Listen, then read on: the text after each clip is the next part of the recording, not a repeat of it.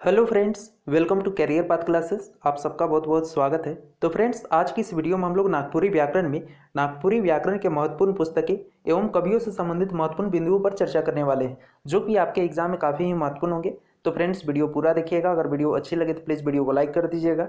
अगर चैनल पर नए हैं तो चैनल को सब्सक्राइब कर लीजिएगा और वीडियो को अपने दोस्तों के साथ और कम से कम एक स्टडी ग्रुप में शेयर जरूर कीजिएगा। और फ्रेंड्स, क्लास की PDF फाइल आपको टेलीग्राम चैनल पर मिल जाएगी, जिसके लिए मैंने डिस्क्रिप्शन पर लिंक दे रखा है। तो आप लोग डिस्क्रिप्शन पर जाकर टेलीग्राम चैनल ज्वाइन कर सकते हैं। तो चलिए फ्रेंड्स, स्टार्ट करते हैं आज की क्लास। तो चलिए यहाँ पर सबसे पहले हम लोग बात करते हैं नागपुरी व्याकरण के कुछ प्रमुख पुस्तकों के बारे में। तो सबसे पहले आप यहाँ पर देखिएगा, E.H. विटली के द्वारा। किनके द्वारा? तो E.H. विटली के द्वारा सन 1896 ईस्वी में एक नागपुरी व्याकरण का पुस्तक लिखा गया, जिसका नाम था a notes on the Ganwari dialogue of Lohardaga Chota Nagpur. ठीक है, E.H. विटली के द्वारा सन 1896 ईस्वी में एक नागपुरी व्याकरण का पुस्तक लिखा गया, नागपुरी व्याकरण का किताब लिखा गया, जिसका नाम क्या था? तो a notes on the Ganwari dialogue of Lohardaga Chota Nagpur. याद रखना है, ठीक है, इंपॉर्टेंट है, पूछता है एग्जाम में। नेक्स्ट हम देखें यहाँ पर, तो कॉनरैड बुकआउट। किनके द्वारा? कॉनरैड बुकआउट के द्वारा एक ग्रामर पुस्तक, नागपुरी का ग्रामर किताब लिखा गया, जिसका नाम क्या था? तो grammar of the Nagpuria Sadani language. और कब लिखा गया? तो 1906 ईस्वी में। ठीक है, कॉनरैड बुकआउट के द्वारा नागपुरी व्याकरण का किताब लिखा गया, जिसका नाम था grammar of the Nagpuria Sadani language. और इसका प्रकाशन या इसको कब लिखा गया? तो 1906 ईस्वी में। ठीक है, चलिए नेक्स्ट देखते हैं। नेक्स्ट है फादर नौरंगी। तो इनके द्वारा भी एक नागपुरी व्याकरण का किताब लिखा गया, जिसका नाम क्या था? तो अ सिंपल सदानी लैंग्वेज। ठीक है, और इसका प्रकाशन कब हुआ? तो 1956 ईस्वी में इसका प्रकाशन होता है। ठीक है, और सिंपल सदानी लैंग्वेज किनके द्वारा लिखा गया है? तो फादर नौरंगी के द्वारा। ठीक है, इनके द्वारा एक और पुस्तक लिखा गया है नागपुरी व्याकरण का, जिसका नाम है नागपुरिया सदानी बोली का व्याकरण। नागपुरिया सदानी बोली का व्याकरण। और इसका प्रकाशन कब होता है? तो 1965 ईस्वी में। याद रखना है, ठीक है। और सिंपल सदानी लैंग्वेज, इस पुस्तक का प्रकाशन कब हुआ? 1956 में। जबकि नागपुरिया सदानी बोली का व्याकरण, इस पुस्तक का प्रकाशन कब होता है? तो 1965 ईस्वी में। ठीक है, दोनों को याद रखना है। चलिए नेक्स्ट देखते हैं। नेक्स्ट है पंडित योगेंद्र नाथ तिवारी। तो इनके द्वारा भी एक नागपुरी व्याकरण का पुस्तक लिखा गया है, जिसका नाम है नागपुरी भाषा का संक्षिप्त परिचय। ठीक है, किनके द्वारा लिखा गया है? तो पंडित योगेंद्र नाथ तिवारी के द्वारा लिखा गया है। ठीक है, और इसका प्रकाशन कब होता है? तो 1971 ईस्वी में होता है। ठीक है, नागपुरी भाषा का संक्षिप्त परिचय किनके द्वारा लिखा गया है? पंडित योगेंद्र नाथ तिवारी के द्वारा। याद रखना है। चलिए नेक्स्ट देखते हैं। नेक्स्ट है डॉक्टर श्रवण कुमार गोस्वामी। इनके द्वारा भी नागपुरी व्याकरण का पुस्तक लिखा गया, जिसका नाम क्या है? नागपुरी भाषा। ठीक है, नागपुरी भाषा जो पुस्तक है नागपुरी व्याकरण का, किनके द्वारा लिखा गया है? तो डॉक्टर श्रवण कुमार गोस्वामी के द्वारा।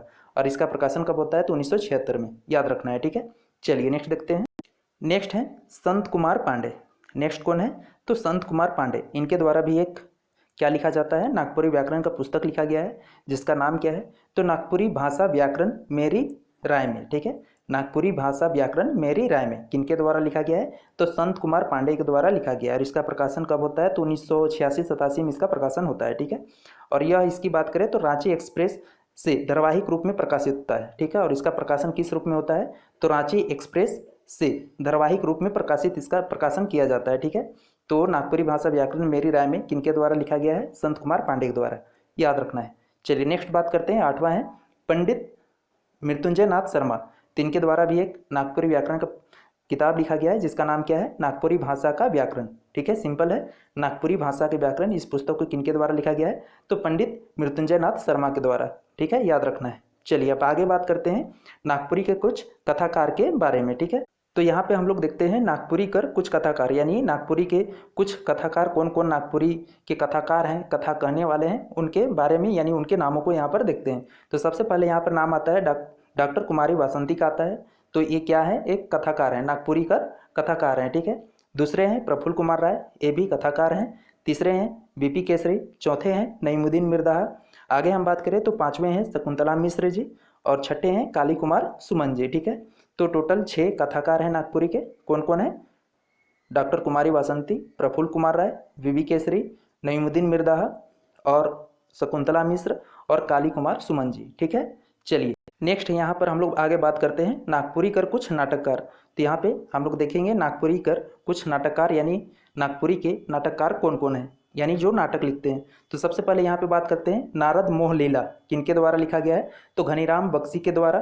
ठीक है, घनीराम बख्शी के द्वारा संपादन और प्रकाशन होता है। तो नारद मोह का लीला एक नाटक है जिसका संपादन और प्रकाशन किनके द्वारा होता है, तो घनीराम बख्शी। तो ये नाटककार हुए घनीराम बख्शी। ठीक है, आगे देखें तो सुशील कुमार लाल, ठीक है, ये नाटककार हैं। तो इनके द्वारा कौन सा नाटक लिखा गया है, नागपुरी नाटक, तो चोका बोका कोका। ठीक है, नेक्स्ट है श्रवण कुमार गोस्वामी, तेतरकर छाएं। ठीक है, श्रवण कुमार गोस्वामी जी यहाँ क्या है, नाटककार हैं, और इनका नाटक कौन सा है, तेतर के छाएं। ठीक है, तेतर के छाएं नाटक का नाम है।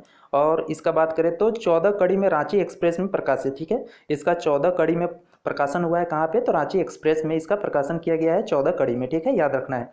चलिए आगे हम लोग बात करते हैं नागपुरी कर निबंधकार। तो नागपुरी के निबंधकार, जो निबंध लिखने वाले करने वाले हैं, कौन कौन है, उनके नामों को यहाँ पर देखते हैं। तो सबसे पहले यहाँ पर नाम आता है डॉक्टर बीपी केसरीकर। तो कुछ निबंध इसका, जैसे में इसका निबंध का नाम हो जाता है एक नेरुआ लोटा उर्फ सांस्कृतिक अवधारणा। ठीक है, किनके द्वारा लिखा गया है, तो डॉक्टर बीपी केसरी के द्वारा।